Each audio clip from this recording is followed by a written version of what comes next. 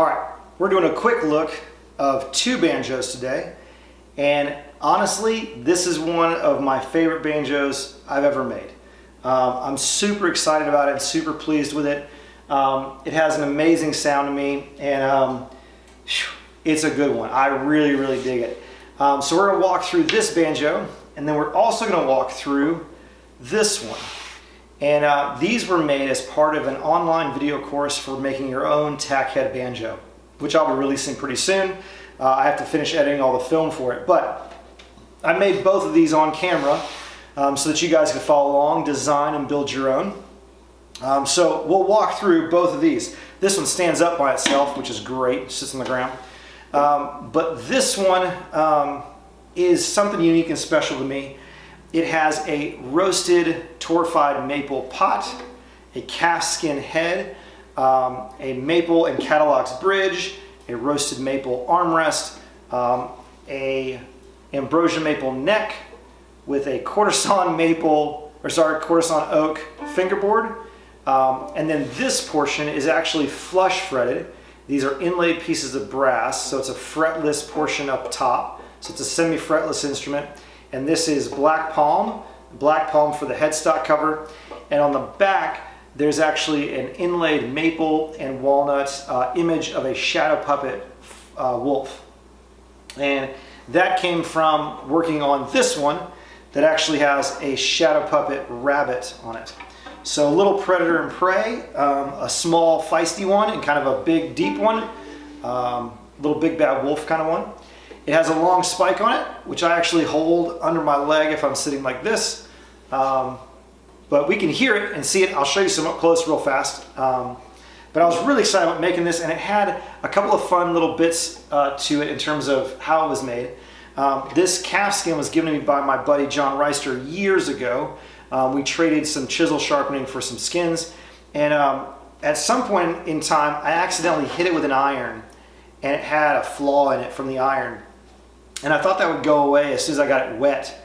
I thought it might be there as a white mark, but as soon as I soaked it and went to pull it, it snapped, and I was really disappointed. So I liked the idea of this clear skin because you'll be able to see the brass tone ring that's on ball bearings in this instrument. And so I was really excited about seeing that through that clear skin.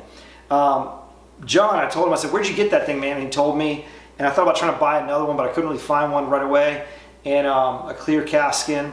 And so he said, "You might want to try and stitch it up." And I was like, "Oh, I don't want to compromise it." And he's like, "Oh, a bunch of old timers have done that in the past." And I thought, really?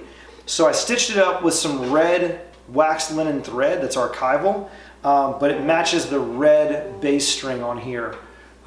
Which I'm pretty stoked on. So we'll look at some quick little details up close, and then we can hear it.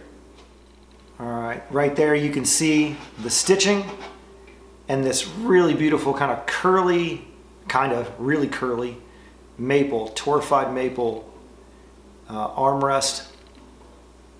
There's the pot with the torrefied maple, curly maple, and the regular hard maple tone, or eel cap. Inside of there you can see that brass tone ring. It's up on ball bearings, so it rings really nicely. There's a brass heel cap with my name on it. You can see it right there. And here's our paddle headstock in that black palm. And our shadow puppet fox. I keep saying fox, shadow puppet wolf, right there. With ebony tuners, Cadillac's nut. Here's the semi-fretless portion of that instrument, and it has inlaid brass dots for the fret markers, as well as brass dots on the side markers. And there's that calfskin. You can see that brass tone ring through there. This was interesting though, as soon as you start stretching it, you can see anytime you pull that calfskin, it was clear. Everywhere it pulls, it goes white, which I thought was kind of cool. Okay, well, let's give it a listen. I'll do some actual recorded audio at the end of this with the glamour shots of it, and we can hear it then, but this is just raw camera footage. Here we go.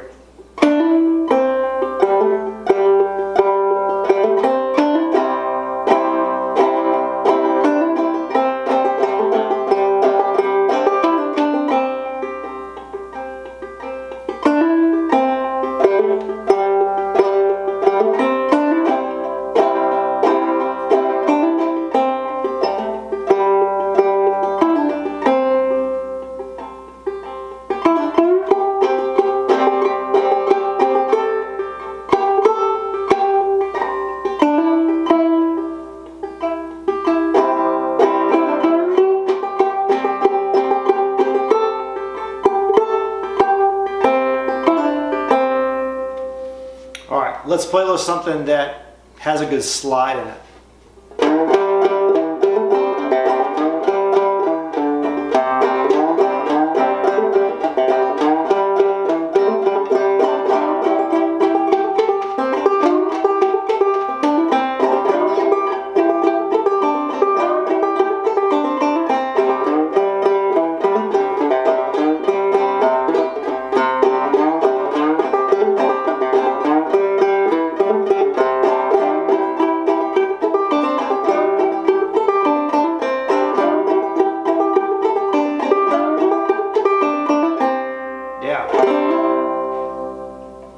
Anyway, so that is number one of today's little quick look.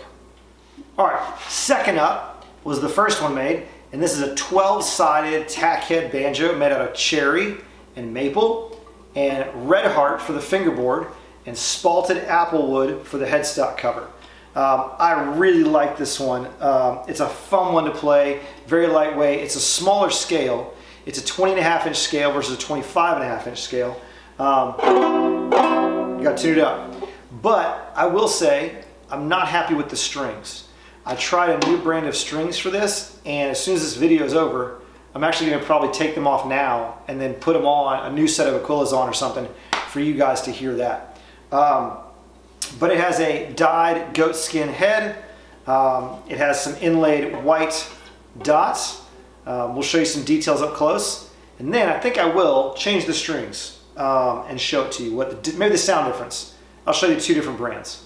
So let's look up close first, and then we'll play a little. All right, there's our dyed goat skin head and our cherry and maple pot. It has a red heart little heel cap with my branding on it. Cherry and maple neck. There's that lovely spalted apple wood for the headstock. And there's one of my favorite parts is that shadow puppet rabbit. Pretty cool. Okay, so let me go ahead and tune this baby up and you'll be able to hear it. All right, here's a little on-camera sound sample. We'll do a legit audio recording during glamour shots as usual, but you can see this little banjo, what it sounds like right now.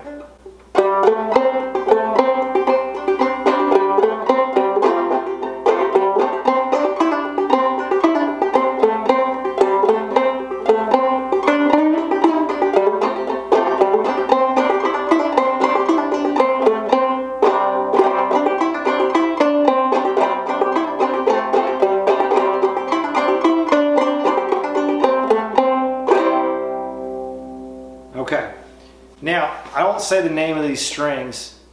If you are interested, message me and I'll let you know. I just don't want to badmouth anybody. They're just not for me. They sound more like ukulele strings than they actually sound like banjo strings to me. I have a sponge up in here to kind of knock down the reverb, but even with that, they kind of die out kind of quick. And so I'm just going to take them off. I was trying something new, and I'm just not happy with them. So let me change these strings, and let's see if we can make it sound a little different. All right, I just put new strings on this, and it's a totally different instrument.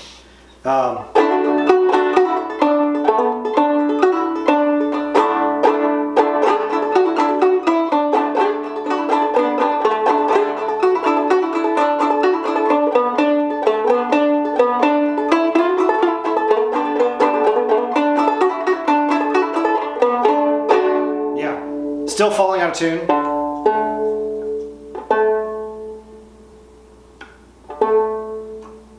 Okay.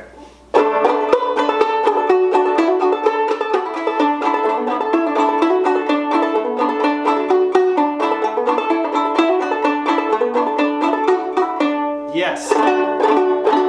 That sounds much better. That's what it's supposed to sound like. That makes me happy. So I'll get some actual audio of these. We'll do some glamour shots like always.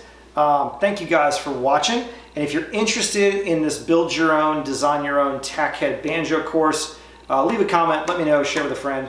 And I'll be releasing that in its trailer in a month or so probably, to be honest, because it's now November and life just goes fast. So I'll be editing that in the background, but I hope you'll have a good day. I'm gonna go play on some fun banjos for a little while. We're gonna tune it up first. All right, thanks guys.